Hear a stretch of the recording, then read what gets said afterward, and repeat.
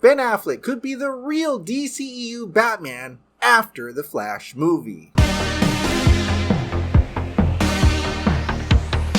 Hey, welcome back to the Ping Pong Flix. My name is Chris Wong. Today's video is a little bit different. I had a conversation today in regards to Ben Affleck returning as Batman, possibly after the Flash movie. This is pure speculation, but this is something that I've been thinking about for a while. So as you already know, the old Warner Bros. Regime, including the soon-to-be released Walter Hamada, had wanted Michael Keaton to be the DCEU Batman, as they made a multi-contract deal with Michael Keaton to appear as the current DCEU Batman from the Flash movie, Batgirl, and possibly other movies as well. Now, I'm in my 40s, so obviously I love Michael Keaton as Batman. He was my Batman when I was younger. But even I know that a 70-year-old Batman does not work as the current DCEU Batman. It could work as like a one-off alternative Batman in a Flashpoint storyline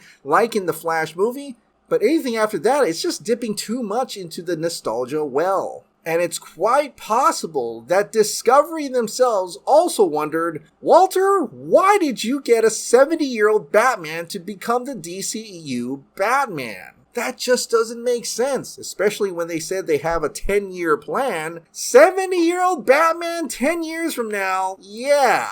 And because Batgirl essentially is the sequel or spin-off from the Flash movie, putting Michael Keaton as the current DCEU Batman in a revised history. And because Discovery may not have liked the idea that Michael Keaton was going to be the DCEU Batman, that could be the reason why they canceled that movie. Now, I know Warner Bros. Discovery already said why they canceled Batgirl, but I'm going to go into those points and I'm going to say, I don't know. I think there's more to it than that. For the most part, all that Discovery really said was that Batgirl was not part of their strategic shift, and that they want their DC films to be theatrical movies. So since Batgirl was made for HBO Max, they canceled it because they'd rather have theatrical films. But here's the thing, the Hollywood Reporter article from yesterday said that Blue Beetle started off as an HBO Max film, but then it turns into a theatrical film. So that means Warner Bros. Discovery really did have the capabilities of changing one movie from HBO Max into a theatrical film. So they obviously could have done that for Batgirl. The other thing that they questioned for Batgirl was its quality, in that the movie wasn't good enough for them. Which is interesting because now we've learned that Batgirl had the same test screening scores as Black Adam. Well, Black Adam is coming out and Batgirl is canceled. So even though they said those were the reasons why they canceled Batgirl, when you pull it apart, it just doesn't make sense. Unless the whole reason why they canceled Batgirl was because Michael Keaton was very prominent as Batman in that movie. And it would have been too costly to reshoot that with Ben Affleck's Batman instead. Not only was he supposed to be in The Flash, he was going to be in Batgirl, but he was also going to cameo in Aquaman and the Lost Kingdom.